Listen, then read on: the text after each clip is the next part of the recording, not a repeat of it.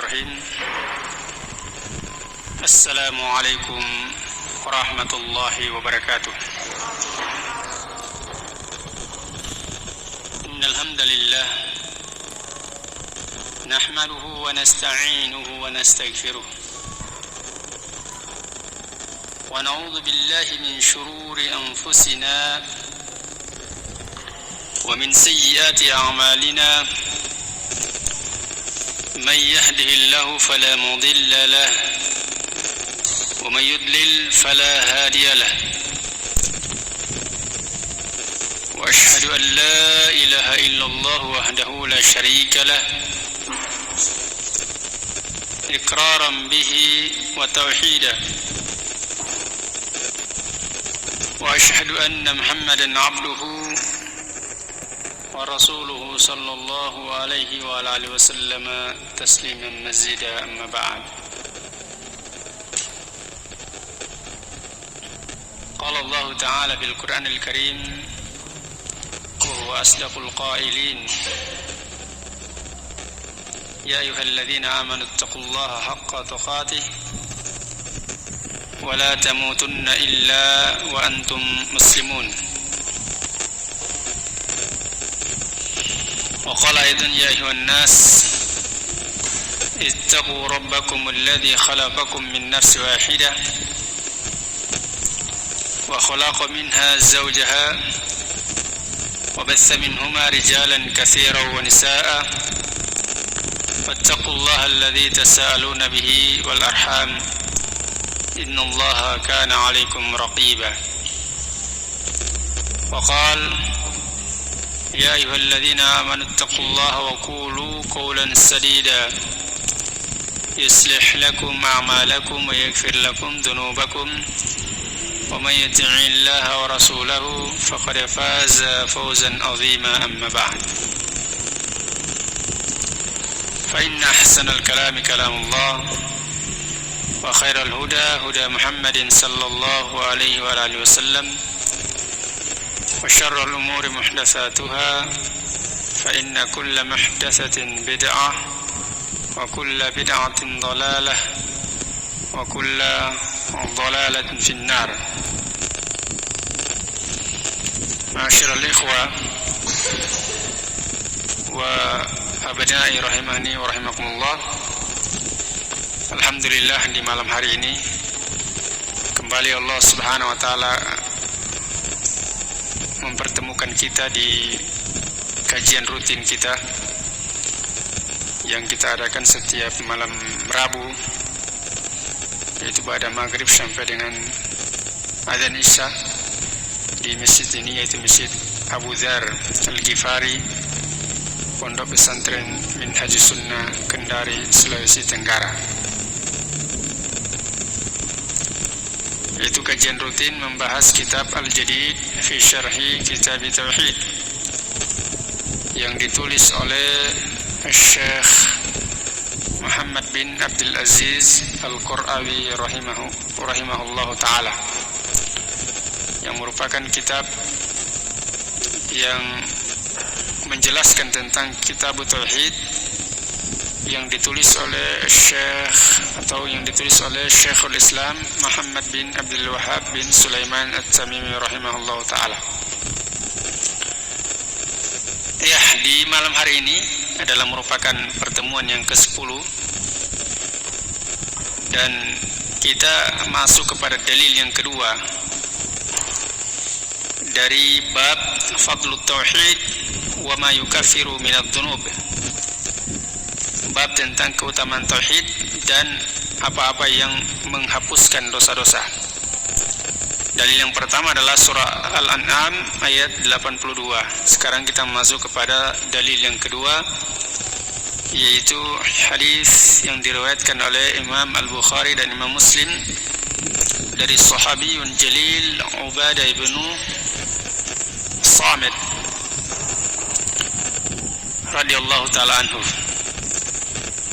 Berkata Syekhul Islam Muhammad bin Abdul Wahhab rahimahullah ta'ala, wa an Ubadah ibn Samit, dan dari Ubadah ibn Samit radhiyallahu ta'ala anhu qala,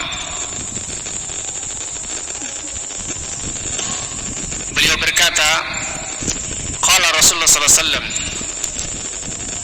Rasulullah sallallahu alaihi wasallam bersabda, man syahida an la ilaha illallah wahdahu la syarika lah, man syahida an la ilaha illallah wahdahu la syarika lah.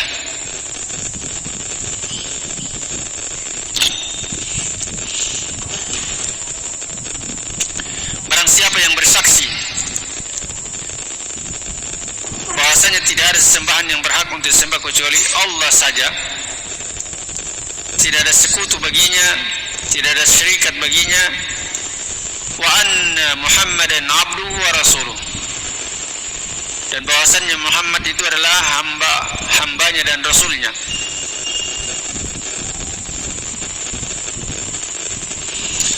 Wa anna Isa abdullahi wa rasuluhu wa kalimatuhu alqaha ila Maryama wa ruhum min, dan mempersaksikan bahwasanya Isa adalah hamba Allah dan rasulnya, dan kalimat Allah subhanahu wa ta'ala yang Allah sampaikan kepada Maryam, wa ruhum min, dan juga ruh dari Allah subhanahu wa ta'ala. Wal jannata haqqun wan nar haqqun, dan juga mempersaksikan bahwasanya surga itu adalah hak. Iya, pasti benar adanya. Dan neraka juga adalah haqqun, itu sesuatu yang pasti, nyata kebenarannya, adanya. Kata beliau, orang yang bersaksi dengan persaksian seperti ini, adkhalahu Allahul jannata, maka Allah subhanahu wa ta'ala akan memasukkan dia ke dalam surga, ala ma kana minal amal, atas apa-apa yang, atau atas apa-apa dari amalannya. Maksudnya apapun amalannya dia. Iya, kalau dia bersaksi dengan persaksian ini, tetap dia akan masuk surga.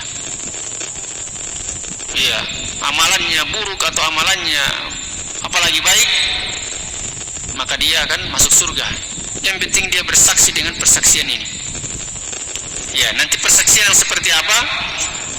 Kita dengarkan penjelasan dari Syekh Muhammad bin Abdul Aziz Al-Qurawi rahimahullah ta'ala. Beliau mulai dengan syarhul kalimat, penjelasan tentang kalimat. Syahida an la ilaha illallah, yaitu sabda Nabi SAW, man syahida an la ilaha illallah, barang siapa yang bersaksi dengan la ilaha illallah, maknanya di sini adalah syahida an la ma'budu bihaqqin illallah, yaitu bersaksi bahwasanya tidak ada yang berhak untuk disembah kecuali Allah Subhanahu wa taala. Kemudian wa'arafa ma'naha, mengetahui makna dari la ilaha illallah. Yaitu makna la ilaha illallah adalah la ma'budu bihaqqin illallah, tidak ada yang berhak untuk disembah kecuali Allah. Dalam la ilaha illallah ini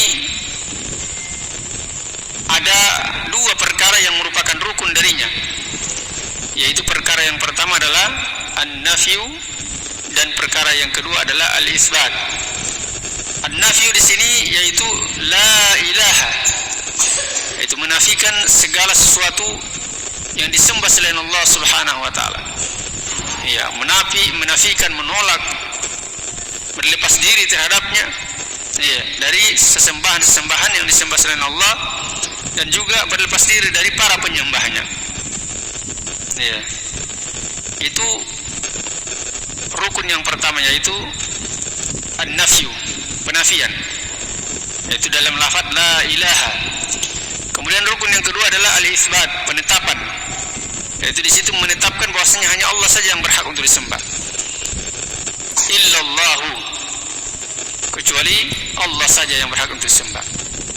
Dari sisi bahasa Arab, Allahu di sini bisa dibaca Allahu, bisa dibaca Allah, tapi jumhur ulama membacanya Allahu. Kalau dia dibaca Allah, dibaca Allahu adalah dia adalah merupakan badal dari khobar yang mahzuf, khobar yang dibuang ya. Tidak perlu kita panjang lebar lagi ya. Ya. Karena percuma juga kalau saya jelaskan nanti tidak dipahami ya. Jelas dipahami, dia adalah merupakan badal dari ya, khobar yang mahzuf. Kalau dia dibaca Allahu, tapi kalau dia dibaca Allah, itu dia adalah al-mustasna. Ya. Kemudian yang berikutnya, bersaksian bahwasanya wa anna Muhammadan abduhu wa rasuluh. Wa anna Muhammadan abduhu wa rasuluh, dan mempersaksikan bahwasanya Muhammad itu adalah hamba Allah dan rasulnya. Maksudnya di sini kata beliau adalah mamlukun lahu. Iya. Mempersaksikan tentang kehambaan Allah, bahwasanya Rasulullah Muhammad itu adalah hamba Allah. Hamba di sini adalah mamlukun lahu, menunjukkan beliau itu adalah dimiliki oleh Allah Subhanahu wa taala. Berarti beliau adalah milik Allah. Iya. Sehingga apa? Khalin min sifatil uluhiyati war rububiyat. Sehingga beliau itu tidak memiliki sifat uluhiyah sama sekali, apalagi rububiyah. Iya. Jadi uluhiyah dan rububiyah beliau tidak memiliki sama sekali. Uluhiyah itu artinya keberhakan untuk disembah. Iya. Rububiyah artinya dia bisa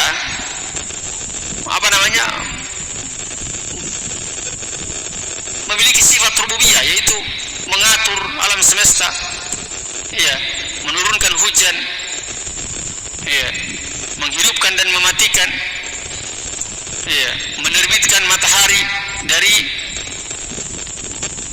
arah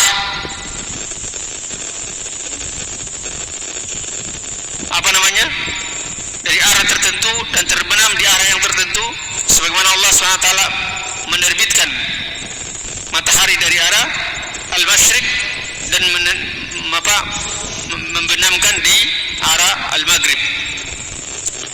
Ya. Jadi tidak memiliki sama sekali sifat rububiyah itu Allah Subhanahu wa taala. Ya, karena tidak memiliki sifat rububiyah, maka tentunya tidak berhak untuk diibadahi. Ya, karena beliau hanyalah hamba Allah. Allah yang menciptakan beliau, Allah yang menghidupkan dan mematikan beliau, Allah yang yang memberikan rezeki kepada beliau, Allah yang memberi makan kepada beliau, Allah yang mengutus beliau, Allah yang menciptakan beliau. Tujuannya adalah agar supaya beliau beribadah hanya kepada Allah. Iya, beliau masuk dalam ayat wa ma khalaqtul jinna wal insa illa liya'budun. Tidaklah aku ciptakan jin dan manusia melainkan agar supaya mereka beribadah hanya kepada aku. Iya. Dan Rasulullah SAW minal insi, termasuk dari kalangan manusia.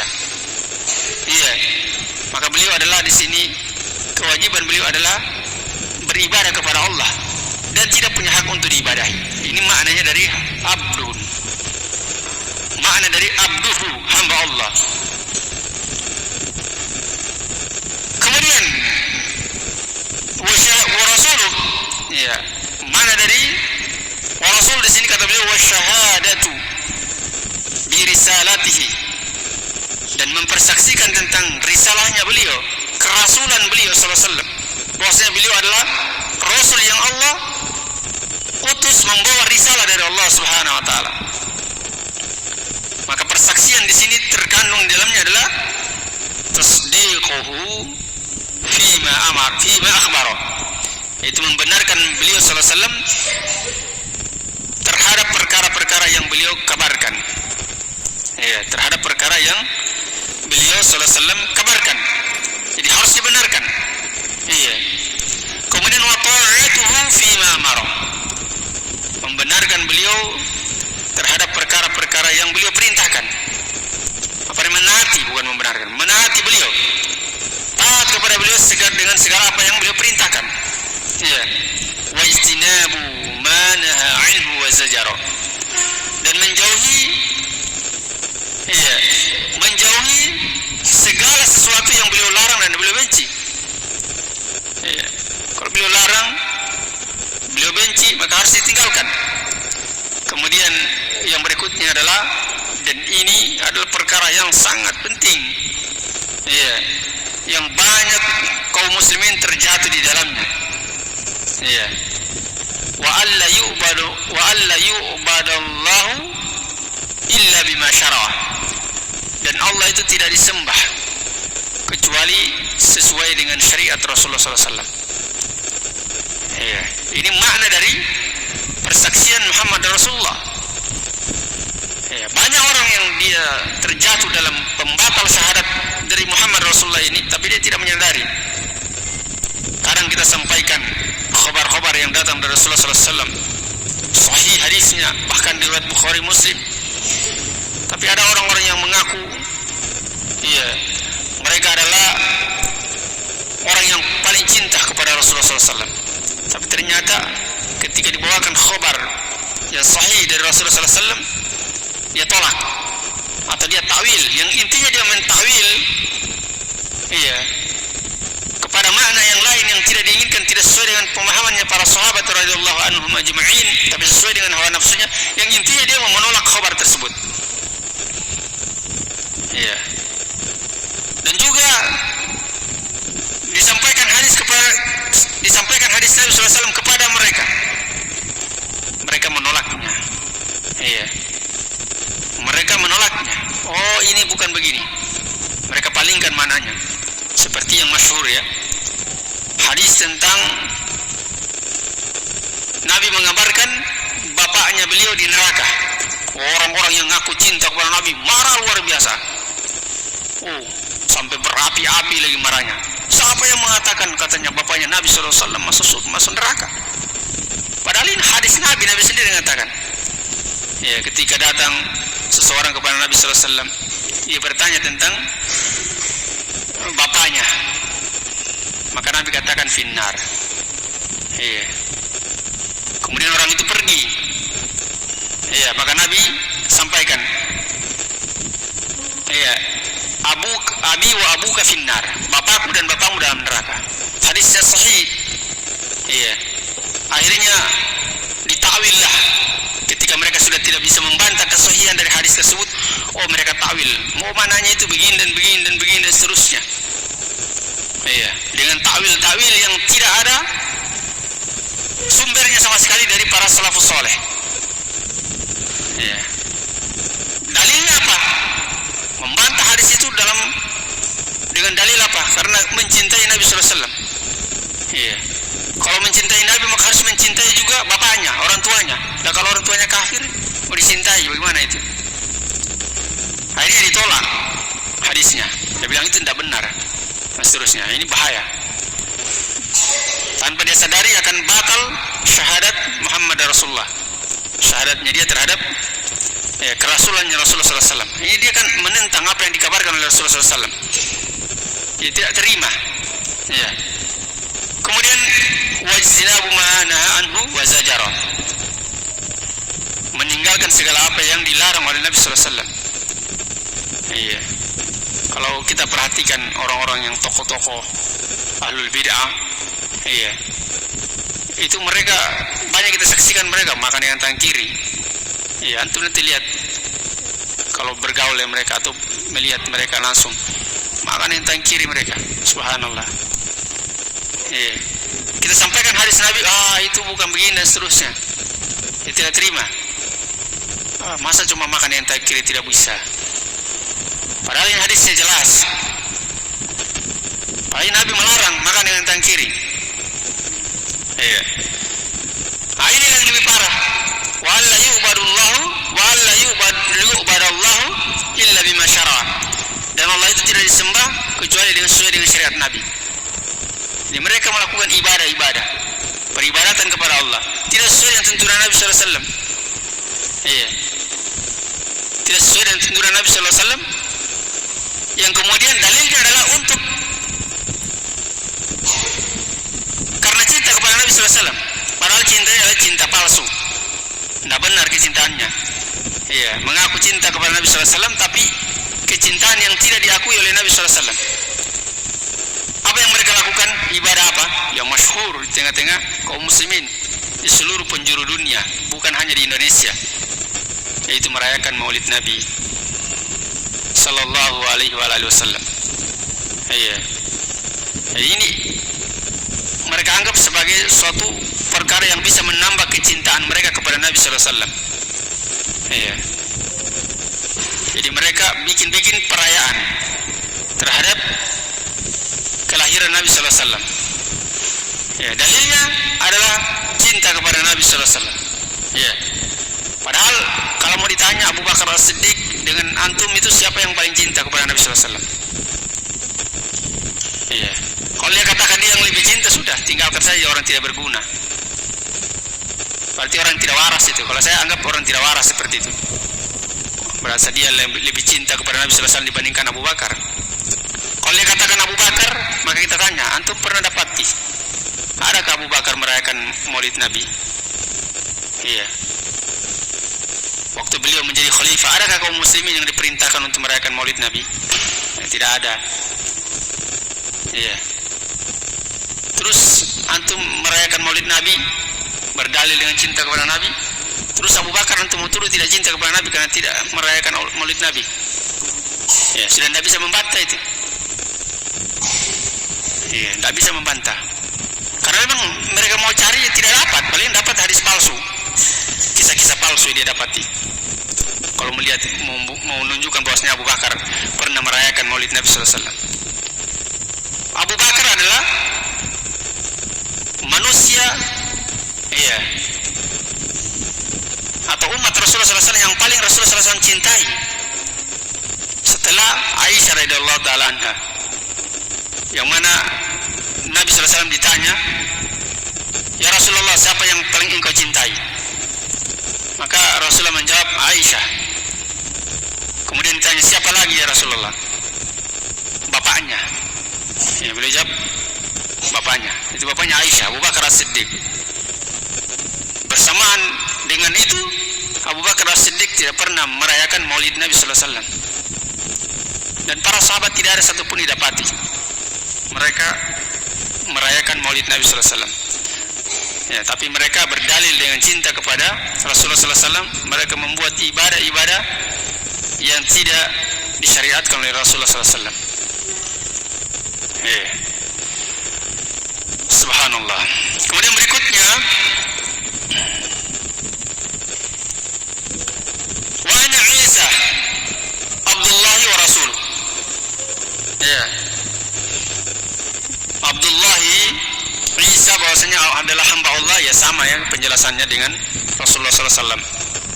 Bahwasanya beliau adalah mamlukun, yaitu dimiliki oleh Allah Subhanahu wa taala. Ya. Wa Isa ibnan lahu, dan bukan anak Allah. Ya, karena orang-orang Nasara menganggap Nabi Isa itu adalah anak Allah. Ya. Dan ini penghinaan terhadap Allah Subhanahu wa taala. Allah disifati dengan sifat yang Allah tidak pernah bersifat dengannya. Lam yalid wa lam yulad. Allah itu tidak beranak dan tidak diperanakan. Kok Allah punya anak? Dan ini pensifatan yang batil, yang menyebabkan mereka kufur, yaitu mensifati Allah dengan sifat yang tidak pernah Allah bersifat dengannya. Menganggap Nabi Isa alaihissalatu wassalam sebagai anak Allah, kama zamat an-nasara, beliau katakan sebagaimana disangka oleh orang-orang Nasara. Kemudian wa rasulun min indillahi ila bani Israel. Jadi Nabi Isa itu adalah Rasul yang Allah utus kepada Bani Israel. Wa huwa min ulil azmi minar rusul. Beliau adalah termasuk dari kalangan ulul azmi. Beliau adalah termasuk dari ulul azmi minar rusul, dari kalangan para rasul. Kemudian kata Nabi SAW, wa kalimatuhu alqaha ila Maryam. Maknanya di sini kalimatuhu, yaitu kalimat Allah Subhanahu wa taala, maknanya adalah annahu khalaqa Isa bi kalimati kun Subhanahu wa taala menciptakan Nabi Isa hanya dengan mengatakan kun. Kun artinya jadilah. Fakana, maka jadilah. Iya. Jadi Allah menciptakan Nabi Isa itu cuma mengatakan kun saja. Langsung jadi. Iya. Kalau mereka katakan Nabi Isa adalah anak Allah, berarti Maryam adalah istrinya Allah. Iya, ini batil. Kemudian waruhu minhu, dan ruh darinya, dari Allah Subhanahu wa taala maksudnya. Maknanya adalah huwa minal arwahi allati khalaqaha Allah. Maksudnya di sini ruh dari Allah, maksudnya adalah beliau alaihi salatu wassalam termasuk dari ruh-ruh yang Allah Subhanahu wa taala ciptakan. Iya. Adalah ruh-ruh yang Allah Subhanahu wa taala ciptakan. Wa adhafahu ila nafsihi tashrifan. Jadi Allah sandarkan kepada dirinya sendiri, Allah sandarkan itu beliau adalah ruh dari Allah Subhanahu wa taala. Iya. Itu tashrifan, dalam rangka memuliakan Nabi Isa alaihi salatu wassalam. Iya, pemuliaan terhadap Nabi Isa alaihi salatu wassalam. Kemudian kata beliau wal jannata haqqun. Dan surga itu adalah hak, benar-benar ada. Maknanya adalah wa'dullahi al-mu'minina bil jannati sabitun la syakka fihi. Itu janji Allah Subhanahu wa taala terhadap orang-orang beriman dengan surga. Surga itu adalah merupakan janji Allah untuk orang-orang beriman, tempat tinggal mereka untuk selama-lamanya. La syakka fihi, tidak ada keraguan padanya. Iya. Dalil-dalil banyak sekali ya berkaitan dengan masalah ini. Di antaranya hadits qudsi Nabi sallallahu alaihi wasallam atau Allah Subhanahu wa taala berfirman, a'adattu li ibadiyas salihin ma la 'ainun ra'at wa la udhunun sami'at wa la khatara 'ala qalbi bashar. Aku persiapkan untuk hamba-hambaku yang beriman, untuk hamba-hambaku yang saleh. Iya. Yaitu adalah surga, ya, atau kenikmatan-kenikmatan yang belum pernah dilihat oleh mata dan belum pernah didengar oleh telinga dan belum pernah terbetik dalam hati manusia. Maksudnya di sini kenikmatan surga yang disebutkan dalam hadis ini adalah yaitu ketika seseorang dia dimasukkan ke dalam surga, dia belum pernah merasakan nikmat itu sebelumnya, belum pernah dia melihat nikmat yang seperti itu, dan belum pernah dia mendengarnya, dan belum pernah terbetik dalam pikirannya. Iya. Jadi kenikmatan apapun juga yang dirasakan oleh seseorang di surga, di dunia, iya, ketika dia dimasukkan ke dalam surga, maka nikmat yang di dunia itu, iya, tidak terasa sama sekali. Maka kenikmatan di surga adalah merupakan kenikmatan yang sangat besar. Oleh karena itu dalam satu riwayat disebutkan bahwasanya ada seorang yang dia hidupnya dia itu di dunia tidak pernah merasakan nikmat, menderita terus, siksaan demi siksaan, ujian demi ujian dilewati dalam kehidupannya dia, tapi dia terus bersabar mengharapkan surganya Allah Subhanahu wa taala. Iya. Ketika dia di akhirat nanti dimasukkan dia ke dalam surga dengan lamanya adalah sekejap mata. Kalau kita punya bahasa zaman sekarang mungkin 1 detik, cukup sebentar sekali. Kemudian ditanyakan kepadanya, pernahkah engkau merasakan penderitaan? Dia bilang tidak pernah. Di dunia tidak pernah dirasakan penderitaan, karena nikmatnya surga yang dirasakan itu 1 detik saja. Iya. Yang kemudian orang kafir, iya, yang melakukan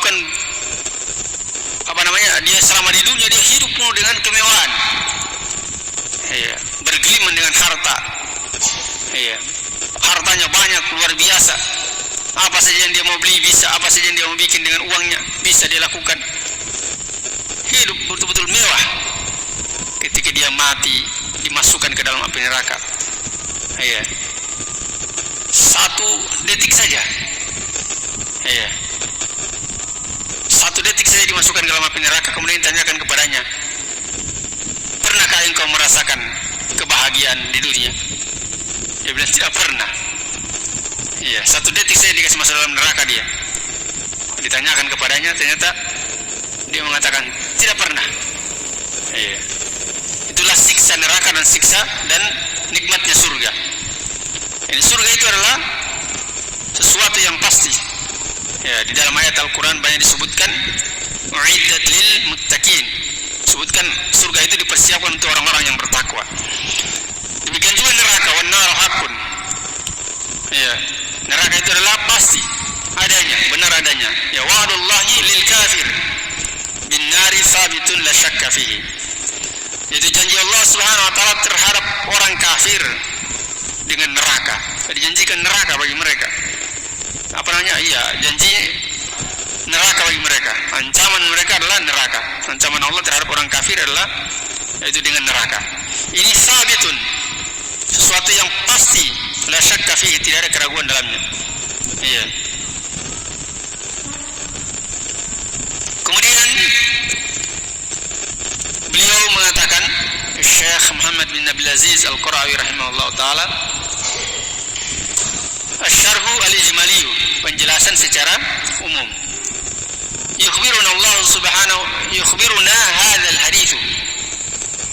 Penjelasan secara umum, kata beliau, hadis ini mengabarkan kepada kita anna man nataqa bi kalimati tauhid wa arafa ma'naha wa 'amila bi muqtadaha wa syahida bi ubudiyyati Muhammadin sallallahu alaihi wasallam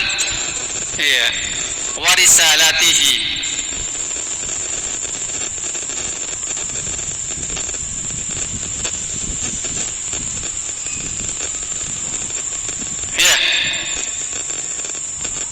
Itu barang siapa yang mengucapkan kalimat tauhid, kalimat tauhid, dan mengetahui maknanya, mengetahui makna la ilaha illallah, kemudian beramal dengan tuntutan dan konsekuensinya. Itu tuntutan atau konsekuensi daripada la ilaha illallah adalah yaitu meninggalkan segala sesuatu yang disembah selain Allah Subhanahu wa taala dan memurnikan ibadah itu hanya kepada Allah saja. Ya, jadi beramal dengan konsekuensinya. Wa syahida bi ubudiyyati Muhammadin sallallahu alaihi wasallam wa risalatihi, dan mempersaksikan tentang kehambaan Muhammad sallallahu alaihi wasallam dan juga risalahnya, yaitu kerasulan beliau sallallahu alaihi wasallam. Itu mempersaksikan tentang bahwasanya beliau itu adalah hamba Allah, tidak berhak untuk disembah. Iya. Dan juga mempersaksikan tentang kerasulannya, yaitu beliau adalah pembawa syariat. Jadi tata cara beribadah dan seterusnya didapati dari beliau untuk beribadah kepada Allah Subhanahu wa taala. Sehingga orang-orang yang dia beribadah tidak sesuai tuntunan Nabi sallallahu alaihi wasallam, maka tidak masuk dalam hadis ini. Ya, tidak masuk dalam hadis ini. Jadi dia tidak mempersaksikan tentang kerasulannya Rasulullah sallallahu alaihi wasallam. Wa tarafa bi ubudiyyati Isa, dan mengakui tentang kehambaan Isa, wa risalatihi, dan kerasulan beliau, wa annahu khuliqa bi kalimati kun min Maryam, dan bahwasanya beliau adalah diciptakan dengan kalimat kun, iya, dari Maryam. Pastinya Allah ciptakan dalam kandungannya Maryam, hanya dengan Allah katakan kun, maka jadilah beliau. Kemudian wa barra'a ummahu mimma nasabahu ilaihi al-yahud wan nasara, al-yahudu al-a'da'u, dan juga berlepas diri terhadap apa-apa yang disandarkan oleh orang-orang Yahudi dan Nasara, orang-orang Yahudi yang merupakan musuh-musuh Allah terhadap ibunya. Iya. Jadi orang-orang Yahudi menuduh Nabi Maryam alaihissalam adalah penzina. Masa memiliki anak tanpa suami? Ini kan tuduhan keji yang dilakukan oleh orang-orang Yahudi kepada ibunya Nabi Isa alaihissalam, sehingga Nabi Isa mereka anggap sebagai anak zina. Ya. Ya, di sini orang yang bersaksi bahwasanya dan dia berlepas diri dari tuduhan yang dilontarkan kepada ibunya Nabi Isa tersebut adalah yang kemudian wa'taqada bi thubutil jannati lil mu'minina, dan dia meyakini akan pastinya surga bagi orang-orang beriman, wa thubutin nari lil kafirin, dan pastinya neraka untuk orang-orang kafir, wa mata ala dzalik, kemudian dia mati di atas hal tersebut. Itu mati dia di atas kesaksiannya dia terhadap tidak ada yang berhak untuk disembah kecuali Allah, bahwasanya Muhammad adalah utusan Allah, bahwasanya Isa dan seterusnya sampai akhir hadis. Ya, maka dia kemudian mati di atas keyakinan ini, maka kata beliau dakhala jannata ala ma kana minal amal, maka dia masuk surga berdasarkan amalannya tersebut, berdasarkan amalannya tersebut. Apapun amalannya dia, kalau dia di atas keyakinan ini, maka dia mati masuk surga. Ya, karena waktu sudah habis, kita mungkin cukupkan sampai di sini. Ya, kita tutup dengan doa kafaratul majelis. Subhanakallah bihamdik, asyhadu an la ilaha illa anta, astaghfiruka wa atubu ilaik. Walhamdulillahirabbil alamin. Assalamualaikum warahmatullahi wabarakatuh.